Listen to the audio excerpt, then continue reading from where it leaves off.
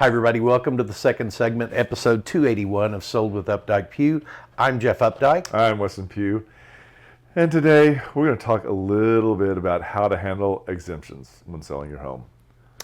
So this the topic kind of came up because of a recent closing we've gone through, but it's something that's changed over the last 18 months or so. And so at closing, well, prior to closing, sellers are going to be asked, are they going to leave the current exemptions on the home, or are they going to take them with them? Yeah. And you know, that's only started about 18 months ago, and even you and I were a little kind of wondering why do they need to know that information? So it's really interesting because Julie had at Republic Title elaborated on this, and as she started talking, I reached over and grabbed a piece of paper and I started making notes because it did change the way I thought about it. And explained incorrectly, a buyer could be in a situation where they're going to have to come up with more money on taxes, or they're going to have to go and ask that seller, and we all know how that's going to go. Yeah.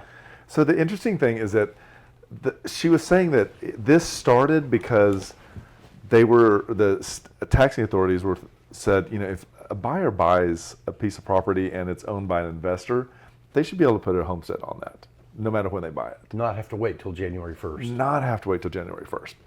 But some things nobody thought about started creeping in. And so a seller could actually say, hey, I'm going to take my exemption and I'm going to take it and apply it to my new house. But the title company only calculated the taxes based on what is there. And so that exemption's there. Now the new buyer goes to put that on there, and they don't get it from January 1. They get it from, let's say they bought it on August the 10th. That's the day they get it. But you remember a transaction that we closed back in July of last year that was Miguel and Don's house. Okay. And that seller had attested beforehand that they were not going to move exemptions, and then they did end up moving them. And we reached out and had to prorate, and it all worked out, but it was not a fun situation. It isn't. So it needs to be clear, because if you're a seller and you're going to take your homestead exemption with you, the only time that's going to work is if that house is substantially more expensive because of how they calculate that. So this is a really important thing that is really quick in the closing, but you need to pay attention and make sure as a seller you're going to leave it, and as a buyer you know if it is leaving. Yes.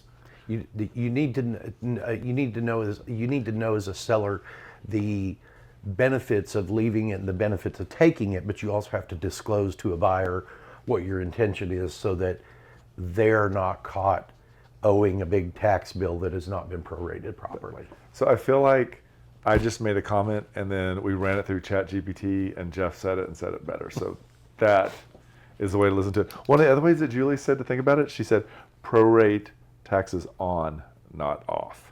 And in my head, I was like, that makes a lot of sense. So these are really interesting things. One of the other things, too, that we're noticing, Julie was talking about this, but even on Friday, the Prosper closing, that escrow agent made a comment. There is now the situation that every couple of years you'll receive documentation from the taxing authorities that says, do you still meet the qualifications to actually be entitled to a homestead exemption? Or any exemptions. Exactly. Yeah. And can you prove that? Meaning, does your driver's license still say, I live at 123 Summerland? If not, you're going to get that dropped. So here's a really interesting thing. That has to be filled out and that has to be returned in order for that to stay. But on the Prosper closing that we had, because those homes are new construction and they're not in MLS, Jeff, the county starts sending you, their appraisal district starts sending you letters that's asking for what did you pay for it and how many square feet do you have. That's not required. And it's not required. Yeah, it's just another way for them to gather information. It is. So there's a lot of good information. Closing tables get very, there's 1,000 pages, everything's going. We try to be quiet. We know it's not our time. But there are some really important things that you need to listen to. And these taxes, and homesteads, we thought it was really important. You should know a little more about them.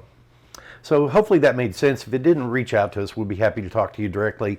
If there are any other topics that you'd like for us to discuss, just throw them in the comments below and we'll make it happen. And just remember, we want to be your realtors for life.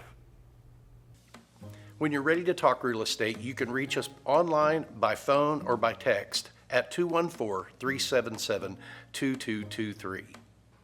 And remember, we want to be realtors for life.